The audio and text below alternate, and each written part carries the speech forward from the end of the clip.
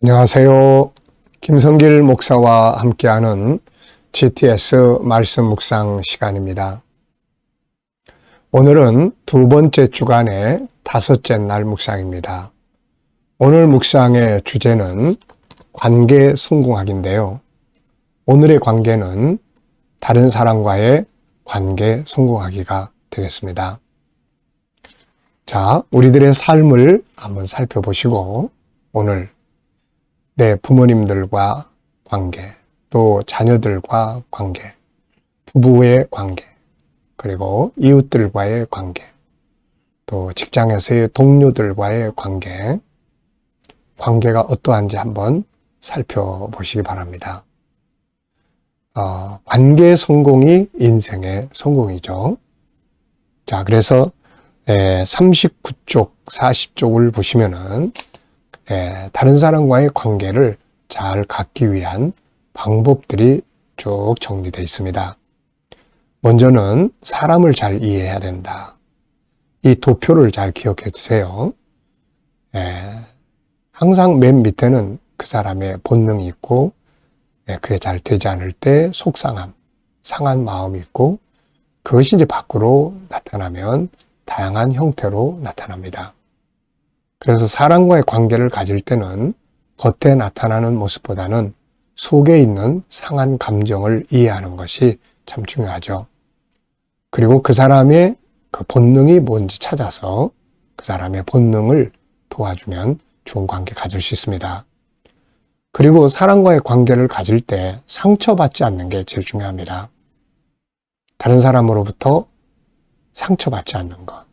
그렇게 하기 위해서는 그 사람이 변해주면 좋은데 그렇지 않을 때는 내가 내 방어법을 키워야 합니다. 내 안에 면역을 키우는 거죠. 그래서 여기에 자기 방어법 10가지를 만들었습니다. 이거 잘 기억하고 요거 조금만 훈련하시면 딴 사람이 뭐라고 해도 그러려니 하고 넘어갈 수 있습니다. 세 번째는 이제 관계법입니다. 그러면 이제 다른 사람하고 관계를 가질 때 내가 어떻게 해야 되는가? 그래서 여기에 총 15가지의 그런 관계법을 이 안에 담아놨어요. 자, 그리고 대화법이 이제 또 있습니다. 대화법 5가지. 그리고 갈등을 푸는 과정이 여기에 정리가 되어 있습니다. 갈등이라는 말은 칡갈자와 등나무 등자가 합쳐진 단어입니다. 그래서 서로 꼬고 올라가는 거죠. 꼬우는 것을 푸는 것, 또 이것이 필요한 거죠. 자, 그래서 좋은 관계 회복할 수 있도록 오늘도 또 만들어 보시기 바랍니다. 자, GTS 묵상은 매일매일의 역동성 있는 은혜의 삶과 현장에서의 생활 속에서의 변화와 발전을 만들기 위해서 만들어졌어요. 이것을 위해서 5-7+2라고 하는 구조가 있습니다. 5는 그림 분석 5가지예요. 7은 7가지 그날 매일매일의 생활의 주제입니다. 이것은 우리 삶의 변화를 만들고 발전하게 해줍니다. 그리고 우리 아이들은 또 이 7가지 주제를 가지고 독서나 학습 효과를 키울 수 있습니다. 또 2는 질문 만들기와 또 주님으로부터 영감 얻기가 되겠습니다. 자, 우리가 이렇게 좋은 프로그램을 하나님 주셨으니까 매일매일 익숙하게 해서 내 삶에 큰 유익이 되게끔 만들어 보시기 바랍니다. 자, 오늘도 그림 분석부터 시작하겠습니다. 자, 역시 가정의 달, 또 어버이 주일, 그래서 가정이 행복한 모습들의 그림이 많이 올라져 있습니다. 자, 이 그림도 이 가족이 참 사랑이 그냥 아주 흘러 넘칩니다. 이 속에서 뭔가 역동성이 보여요. 새로운 싹들도 보이고 마당에만이 아니라 지붕에까지 새싹이 납니다. 따뜻한 곳에 사랑의 따뜻함이 있는 곳에서 창의력도 있고 그렇죠. 제가 조리원에서 부모님들을 엄마들을 교육할 때 엄마의 행복이 자녀들에게 잘 성장하고 자녀들 교육에 제일 중요하다는 말씀을 항상 많이 합니다. 자, 여러분 이 그림 보시고 이제 제목 하나 정해보시고 느껴지는 것 또 적어보십시오. 저는 제목을 사랑이 넘치는 가정 이렇게 적어봤고요. 또 의미는 사랑으로 하나 된 가정은 행복하다. 특히 예수 안에서 하나 된 가정은 행복하고 특히 성공한 가정이다. 행복으로 끝나버리면 안 되잖아요. 성공한 가정이 돼야 합니다. 성공한 가정이라는 것은 가족 모두가 다 구원을 받고 천국에 들어가는 것이죠. 이 땅에서 행복으로 끝나버리면 안 됩니다. 자, 분석해 보겠습니다. 눈에 보이는 것과 보이지 않는 것. 눈에 보이는 것이 참 많습니다. 우선 집이 중심이 되어 있고요. 지붕은 붉은색, 그리고 또 아래는 완전 흰색은 아니고 베이지색 비슷하고요. 또 창문이 2개 있고 들어가는 입구가 있습니다. 그리고 좌우로 좌측에는 아빠가 안경 쓴 아빠가 상자를 사랑의 하트가 들은 상자를 들고 있고요. 우측에는 엄마가 지붕에 사랑의 하트를 얹어 놓고 있습니다. 네, 그리고 또 딸도 역시 사다리 타고 올라가서 지붕에다가 사랑의 하트를 놓고 있습니다.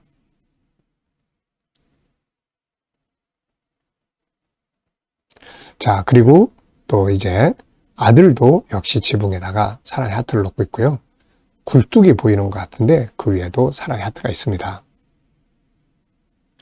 자, 그리고 또 사다리도 있고요. 그리고 마당, 초록색 마당, 그리고 새싹이 나는데 새싹의 수를 총 합쳐보니까 여기에 마당에 10개, 그리고 지붕에 3개가 있습니다. 그리고 여기저기 막 사랑의 하트가 엄청 많은데요. 현재 이게 가만 보면은 사랑의 하트가 이제 작은 거, 큰 거 다 합쳐가지고 12개가 보여요. 네, 그 12개. 그리고 또 여기에 이제 하얀 그 막 점들이 이제 이게 날아다니는 것 같기도 하고 그렇습니다. 자, 이렇게 많네요. 그리고 보이지 않는 부분에는 이제 뭐가 있을까요? 저는 우선 집안에 있는 것들은 보이지 않는 거죠. 집안에 뭐가 있을까요? 집안에. 자, 그리고 이 가족이 이렇게 하나 될 수 있었던 비결은 뭘까? 이게 분명히 저절로 되는 건 아니거든요. 소통도 잘 되고 노력이 필요합니다. 그리고 이렇게 행복한 가정에서 살고 있는 가족들의 마음은 또 어떨까? 그리고 이렇게 살아가는 삶의 결과. 가와만사성이라는 말도 있죠. 가정에서 화목하면 만사가 형통한다. 네. 자, 그래서 우리가 이렇게 참 아주 기분 좋은 그림입니다. 세 번째입니다. 그림에서 가장 중요한 것은 무엇인가요? 저는 하나 된 가족, 사랑으로 이렇게 적었어요. 그러니까 사랑으로 하나 된 가정이죠. 사랑으로 하나 되는 게 중요하고 그리스도의 복음으로 하나 되는 게 중요합니다. 자, 기억력 훈련입니다. 눈 감으시고요. 그림 한번 쭉 떠올려 보십시오. 먼저 집이 있고요. 집은 창문 2개 들어가는 문, 위에는 빨간 지붕, 밑에는 베이지색 굴뚝도 있고요. 그리고 좌측에는 안경 쓴 아빠가 상자를 들고 있는데 그게 사랑의 하트가 있고요. 그 다음에 엄마가 지붕에 하트를 놓고 있고 딸이 또 사다리 올라가지고 지붕에 하트를 놓고 있습니다. 그리고 그 지붕 위에 새싹이 3개가 있고 또 초록색 마당, 여기에 새싹이 10개가 있습니다. 2개, 3개, 3개. 그리고 이제 사랑의 하트가 큰 거 작은 거 다 합쳐가지고 12개가 있고요. 점들이 이렇게 꽃송이처럼 다 이렇게 날아다니고 있습니다. 네, 이렇게. 자, 이렇게 우리가 뭘 보면은 이 훈련을 많이 하면 잘 기억이 돼요. 우리 아이들도 공부한 거 꼭 한번 이렇게 연상하게 하고 집에서 우리 부모들이 이런 걸 좀 체크해 주시면 아이들 학습에 아주 큰 도움이 됩니다. 네, 점수를 맞느냐 안 맞느냐가 중요한 게 아니에요. 그 내용을 아이가 머릿속에서 연상할 수 있느냐 없느냐가 중요합니다. 자, 이 그림과 관계된 또 성경의 내용, 이렇게 화목한 가정을 보면은 저는 떠오르는 게 몇 가지 있습니다. 우선 노아의 가족이에요. 제가 이번 주 내내 이야기합니다만은 노아의 가족은 참 엄마, 아빠, 아들 셋, 며느리 셋, 총 8명. 참 행복한 가정이에요. 다 같이 배 안에 타고 구원받고 새 시대를 맞이하는 거잖아요. 참 이게 진짜 행복한 가정입니다. 또 룻과 나오미의 가정. 비록 이 룻과 나오미는 다 과부들이에요. 남편들이 다 세상 떠나가지고. 그렇지만 며느리하고 시어머니가 정말 행복한 가정을 이루어 나가는 아주 동화 같은 그런 아주 역사죠. 결국 이제 해피한 가정이 됩니다. 그리고 마태복음 12장 예수님께서 하나님의 뜻을 행하는 자들이 내 가족이다 하는 말씀 기억해야 됩니다. 그리고 이제 천국의 가정이죠. 천국의 가정. 자, 우리 아이들은 또 여기서 수학. 자, 여기 진짜 다 수학입니다, 이거. 더하기, 도형, 이 사랑의 하트도요, 가운데 선을 하나 쫙 그잖아요. 이거를 선대칭이라고 합니다. 그러면 이 선을 중심으로서, 대칭축을 중심으로 해서 싹 접으면, 똑같은 도형이, 합쳐지는 도형이 돼요. 이거를 합동이라고 합니다. 자, 이런 식으로 아이들이 뭔가 수학의 내용을 하나씩 이걸 보면서 또 이렇게 해볼 수 있도록. 도형도 있고요. 각도도 잴 수 있습니다. 지붕 맨 앞에 이 각을 재보면요. 이게 한 100도 정도 돼요. 이런 각도를 둔각이라고 합니다. 90도를 직각이라고 하잖아요. 그 직각 앞에 있는 거를 예각이라고 합니다. 그래서 이런 것들을 이렇게 보면서 이렇게 한 번씩 떠올려보고 대화 나눠보면 아이들이 수학에 진짜 익숙해져. 알고 보면 수학은 간단한 공식들이에요. 근데 이거를 익숙해지지 않고 책에서만 보니까 어렵게 느껴지는 거예요. 네. 자, 상상력 키우기입니다. 이 그림 가운데 두고요. 자, 앞에는 어떤 그림을 그리면 좋을까요? 저는 앞에는 이 가족의 노력을 그려보고 싶어요. 여기도 지금 뭔가를 사랑을 만들기 위해서 서로 협동하고 있는데 앞부분에서는 부모의 수고, 아이들의 순종 이런 그림을 좀 그려보고 싶습니다. 그리고 뒤에 그림은 이제 온 가족이 밖에 나갔을 때 행복하게 일하고 행복하게 공부하고 그래서 승리하는, 성공하는 이런 그림을 그려볼 것 같아요. 참 아름답습니다. 자, 미래를 어떻게 살고 싶은가요? 그렇다면 지금 무엇을 해야 될까요? 오늘도 한번 또 생각해보고 지나가시기 바랍니다. 자, 에베소서 6장 1절로 4절, 잠언 23장 24절로 26절. 자녀들아, 주 안에서 너희 부모에게 순종하라. 이것이 옳으니라. 내 아버지와 어머니를 공경하라. 이것은 약속이 있는 첫 계명이니 이로써 네가 잘되고 땅에서 장수하리라. 또 아비들아, 너희 자녀를 노엽게 하지 말고 오직 주의 교훈과 훈계로 양육하라. 의인의 아비는 크게 즐거울 것이요 지혜로운 자식을 낳은 자는 그로 말미암아 즐거울 것이니라. 내 부모를 즐겁게 하며 너를 낳은 어미를 기쁘게 하라. 내 아들아, 내 마음을 내게 주며 내 눈으로 내 길을 즐거워할지어다. 아멘. 참 좋은 말씀이에요. 네. 그리고 구체적이고 실용성 있게 주신 말씀입니다.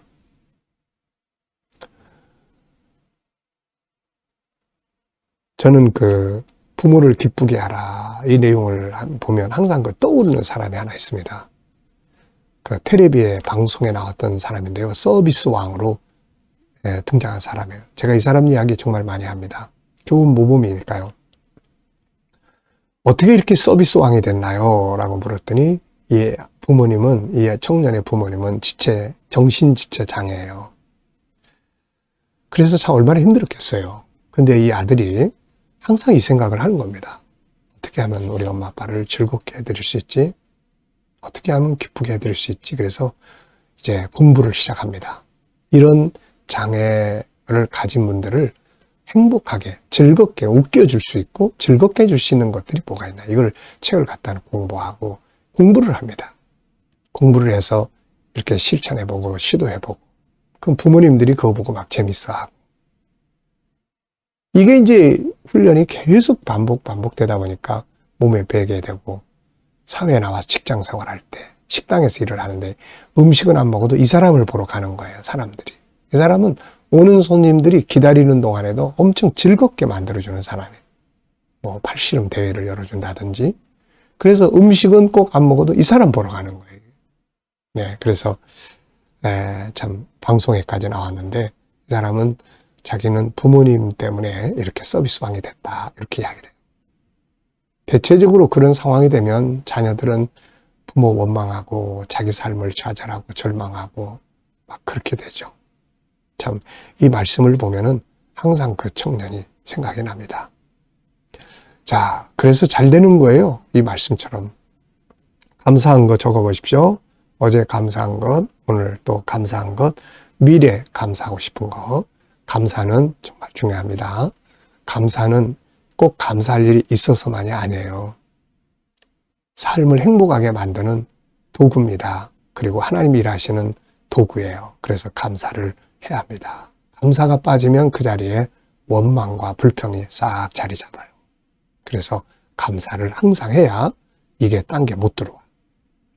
자, 1번입니다. 본문에서 부모님과의 관계 성공을 위해 적용할 수 있는 내용은 뭔가요? 자, 여기에서 큰 주제는 순종하라, 공경하라. 네, 공경하라는 말 한마디가 이 큰 주제예요. 공경하라. 부모를 기쁘게 하라. 공경하라. 그러면 이제 어떻게 하면 부모를 기쁘게 할 수 있고 공경할 수 있을까? 여기에 구체적인 내용들이 5가지가 있습니다. 하나는 순종하는 거예요. 부모님의 말씀을 듣는 거죠. 요즘에는 나이 든 사람들을 꼰대라고 하면서 우습게 여기고 조금만 뭐 하면 무시하고 세대 차이 난다 그러고. 이게 참 어리석은 거예요. 네. 물론 불필요한, 항상 이게 여기서 자녀에게 공경하라고 할 때는 부모가 또 좋은 부모로서의 자기 역할을 잘 해야 합니다. 그게 항상 전제가 돼야 돼요. 그래서 이제 순종하는 거예요. 그 다음에는 의롭게 행하는 겁니다. 착하게 살면 부모를 기쁘게 하는 거예요. 지혜롭게 자기 삶을 잘 만들어가고 미래를 준비하고 옳고 그른 거 분별하고 이렇게 지혜롭게 살면은 그거 보는 부모가 자연스럽게 기뻐지는 겁니다.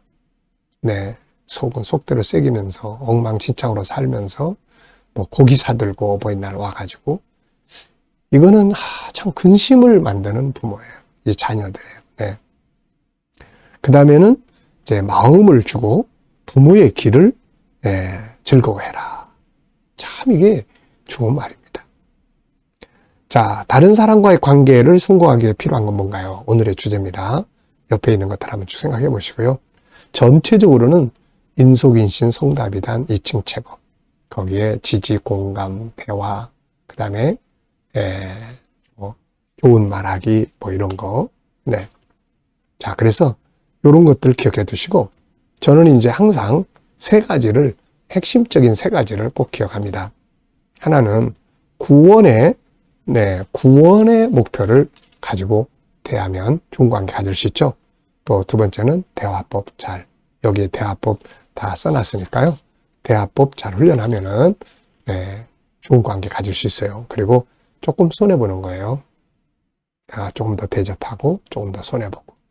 근데 이거는 축복의 씨앗입니다. 자, 2번째는 내가 하는 업무가 있습니다. 우리가 일하는데 이 내용 중에서 사용할 수 있는 말이 뭐가 있을까요? 우선 저는 부모 공경하는 마음으로 일을 하면 일도 잘할 수 있지 않을까 이런 생각을 합니다. 좀 더 구체화하면은 의로운 마음을 가지고 일하고 지혜로운 마음을 가지고 일하고 주님의 가르치신 말씀 따라 일하고 그리고 마음을 다해서 일하고 그리고 일을 잘한 성공자들의 길을 보고 배우는 거죠. 이렇게 오늘 이 말씀이 바로 그런 의미잖아요. 일도 이렇게 하면은 잘할 수 있습니다. 자, 잠언 23장 24절. 네, 또 질문 만들기입니다. 자, 24절은 의인의 아비는 크게 즐거울 것이요 지혜로운 자식을 낳은 자는 그로 말미암아 즐거울 것이니라. 이 말씀인데요. 자, 저는 질문을 이렇게 만들었습니다. 부모가 즐거워하는 자녀는 어떤 자녀인가? 부모를 즐겁게 하는 자녀는 누군가? 두 가지죠. 의롭게 사는 자, 지혜롭게 사는 자. 아이들 키우면서 경찰서에서 전화가 와요.